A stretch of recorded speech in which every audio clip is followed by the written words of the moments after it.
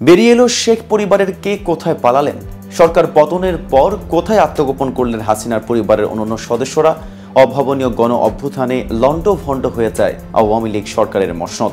৩৬ দিন স্থায়ী গণ আন্দোলনের শেষ মুহূর্তগুলো ছিল নাটকীয় আর ঘটনাবহুল। হাসিনার পতনের পর শুধু আওয়ামী লীগ সরকারই নয়, হারিয়ে গেছে শেখ পরিবার। শেখ হাসিনাকে নিয়ে সামরিক বিমান যখন ভারতের উদ্দেশ্যে যাত্রা করে, তখন সেখান থেকে কয়েকশো গজ দূরে আগারগাঁওয়ে লাখো মানুষের স্রোত। কিছু সময়ের মধ্যেই গণভবন, সংসদ ভবন এলাকা দখলে নিয়ে উৎসবে মেতে ওঠে বিজয়ী জনতা। তখন শেখ পরিবারের কথা মনে করার মতো সময় কারো হাতে না থাকারই কথা।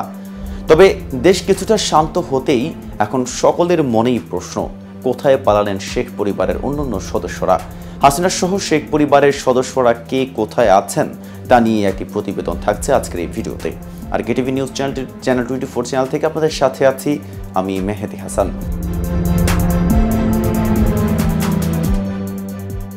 রাজনীতির সঙ্গে সংশ্লিষ্ট বঙ্গবন্ধু পরিবারের বেশিরভাগ সদস্যই এখন আর দেশে নেই। 5 আগস্টের আগে পরে তারা দেশ ছেড়ে যান। একাধিক গণমাধ্যমে প্রকাশিত প্রতিবেদনে বলা হয়, গত 5 আগস্ট দুপুরে তড়িঘড়ি পদত্যাগ করে সামরিক বিমানে দেশ ছাড়েন শেখ হাসিনা ও তার ছোট বোন শেখ রেহানা। ওই দিন তারা দুজনই গণভবনে ছিলেন। ধারণা করা হচ্ছে শেখ হাসিনা ও শেখ রেহানা ছাড়া পরিবারের আর কোনো সদস্য তখন দেশে ছিলেন না। থাকলে তারা ওই বিমানেই দেশ ছাড়তেন। শেখ হাসিনার ছেলে সজীব ওয়াজেদ জয় যুক্তরাষ্ট্রে অবস্থান করছেন। শেখ হাসিনার মেয়ে সাইমা ওয়াজেদ বিশ্ব স্বাস্থ্য সংস্থার আঞ্চলিক পরিচালক হিসেবে দিল্লিতে কর্মরত। আওয়ামী লীগ সরকারের পতনের সময় তিনি দিল্লিতেই ছিলেন। দিল্লিতে যাওয়ার পর তার মা এবং খালার সঙ্গে সাইমার সাক্ষাৎ হয়। লন্ডনে বসবাস করা শেখ রেহানার মেয়ে টিউলিপ সিদ্দিক ব্রিটিশ মন্ত্রী। শেখ রেহানার ছেলে রাদওয়ান মুজিব সিদ্দিক সরকার পতনের সময় দেশে ছিলেন না।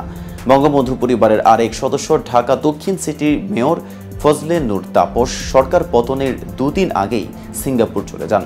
3 জুলাই ঢাকার হযরত শাহজালাল আন্তর্জাতিক বিমানবন্দর থেকে বিমান বাংলাদেশ এয়ারলাইন্সের একটি ফ্লাইটে তিনি দেশ ছাড়েন। শনিবার সকাল 8টা 30 মিনিটে বিমান বাংলাদেশ এয়ারলাইন্সের ওই ফ্লাইটটি সিঙ্গাপুরের উদ্দেশ্যে ছেড়ে যায়। শেখ ফজলে নূর তাপসের বড় ভাই শেখ ফজলে শামস পরশ আওয়ামী যুবলীগের চেয়ারম্যান। তিনি দেশে আছেন নাকি বিদেশে এ নিয়ে সংগঠনের কারো কাছে তথ্য নেই।